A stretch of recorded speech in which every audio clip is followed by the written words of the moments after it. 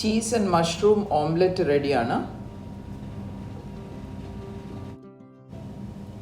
വണ്ണം കുറയ്ക്കാൻ ശ്രമിക്കുന്നവർക്കൊക്കെ ബ്രേക്ക്ഫാസ്റ്റിനും ലഞ്ചിനും ഡിന്നറിനും ഒക്കെ ഇതൊരു നല്ല ഓപ്ഷനും കൂടെയാണ്.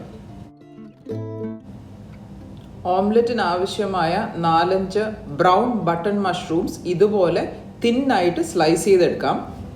നിങ്ങൾക്ക് ഇഷ്ടമുള്ള ഏത് മഷ്റൂം വേണമെങ്കിലും ഈ ഓംലെറ്റിന് ഉപയോഗിക്കാം. ഞാനിവിടെ 2 പച്ചമുളക് എടുത്തിരിക്കുന്നത്. എരിവ് കൂടുതൽ ആവശ്യമുള്ളവർക്ക് 2-3 കൂടെ ചേർക്കാം. ഈ പച്ചമുളക് നല്ല ചെറുതായിട്ട് അരിയുക. പിന്നെ ഒരു 4-5 വെളുത്തുള്ളിയും ചെറുതായിട്ട് അരിഞ്ഞെടുക്കുക. ഇനി നമുക്ക് ഫില്ലിംഗ് ഉണ്ടാക്കാം. ഇതിനായിട്ട് വെളുത്തുള്ളി ബ്രൗൺ ആകുന്നത് വരെ ഫ്രൈ ചെയ്യാം. വെളുത്തുള്ളി ബ്രൗൺ ആയി കഴിയുമ്പം അരിഞ്ഞു വെച്ചിരിക്കുന്ന മഷ്റൂമും പച്ചമുളകും കൂടി ഇട്ട് ഒന്ന് വാടുന്നത് വരെ വഴറ്റാം. ഈ സമയത്ത് അല്പം ഉപ്പും കൂടി ഇട്ട് കൊടുക്കാം. ഇതിനകത്ത് ഞാൻ ചിക്കൻ സ്റ്റോക്കിൻ്റെ ഒരു ചെറിയ പീസ് ഇട്ടിട്ടുണ്ട്. ഇത് ഓപ്ഷണലാണ്. പക്ഷേ ഗരം മസാലയോ ചിക്കൻ സ്റ്റോക്കൊക്കെ ഇട്ട് കഴിയുമ്പം ഓംലെറ്റ് ഭയങ്കര ടേസ്റ്റി ആയിട്ട് മാറും.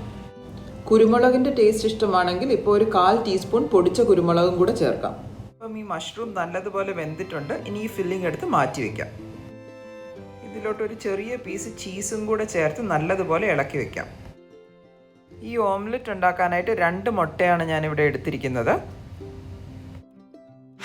ഇനി ഇതിലോട്ട് 1 ടേബിൾ സ്പൂൺ പാലും ഉപ്പും കൂടെ ചേർത്ത് നല്ലതുപോലെ അടിച്ചെടുക്കാം.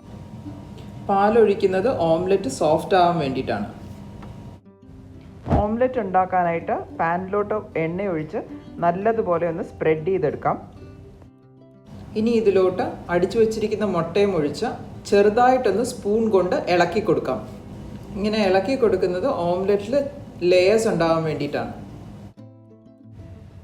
ഈ ഓംലെറ്റ് ഒന്ന് ചെറുതായിട്ട് സെറ്റായി കഴിയുമ്പം ഇതിലോട്ട് ഈ ഫില്ലിംഗ് നിറയ്ക്കാം.